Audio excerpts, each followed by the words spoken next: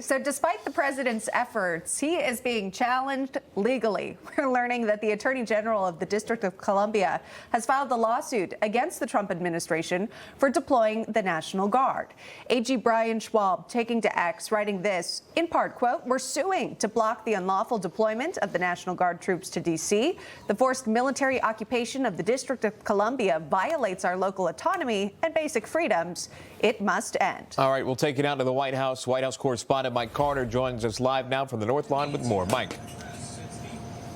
Yeah, guys, good morning. We asked the White House for a comment on that lawsuit from D.C.'s Attorney General yesterday. White House spokeswoman Abigail Jackson responding, saying President Trump is well within his rights and lawful authority to deploy the National Guard in Washington, D.C. to protect federal assets and assist law enforcement with specific tasks. This lawsuit is nothing more than an attempt, and at the detriment of D.C. residents and visitors, to undermine the president's highly successful operations to stop violent crime in Washington. All right, now, the War Department. Let's get to it. President of the United States, not today, but back in 1789. Who was it? George Washington. In his first annual address to Congress, President Washington saying this: "To be prepared for war is one of the most effective means of preserving peace." Well, the U.S. War Department, established in 1789, saw the U.S. fight battles like the War of 1812, World War I, and World War II, before shortly after being renamed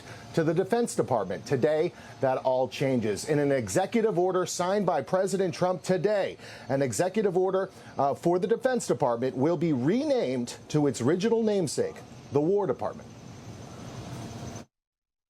You know, that was the name when we won World War I, we won World War II, we won everything, and just to me seems like just a much more appropriate. The other is defense is too defensive, and we want to be defensive, but we want to be offensive too. The White House says the Department of War conveys a stronger message of readiness and resolve compared to the Department of Defense, which emphasizes only defensive capabilities. The Pentagon will initially use the new name as a secondary title, while the administration seeks congressional approval to make the name change permanent. Well, Reform UK leader Nigel Farage was on Capitol Hill this week talking about the British government's crackdown on freedom of speech, particularly people being arrested for social media posts in the UK.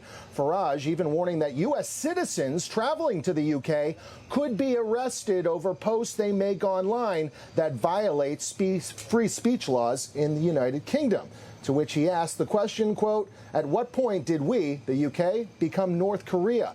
Well, last night at a dinner for U.S. tech leaders, including Bill Gates, Apple CEO Tim Cook, and Mark Zuckerberg, I asked President Trump, who will head to London later this month, if he and Facebook founder Mark Zuckerberg were concerned by the British government's crackdown of freedom of speech online.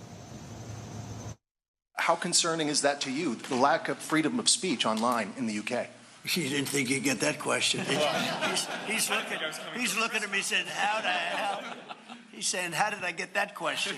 If you'd like to answer, free speech. Sorry, actually I wasn't paying attention. But There seems to be a crackdown. The British government seems to be cracking down on social media posts, people being arrested for tweets, social posts. Just wondering how concerning that is to you, Mr. President, and Mr. Zuckerberg. This is the beginning of your political career. No, it's not.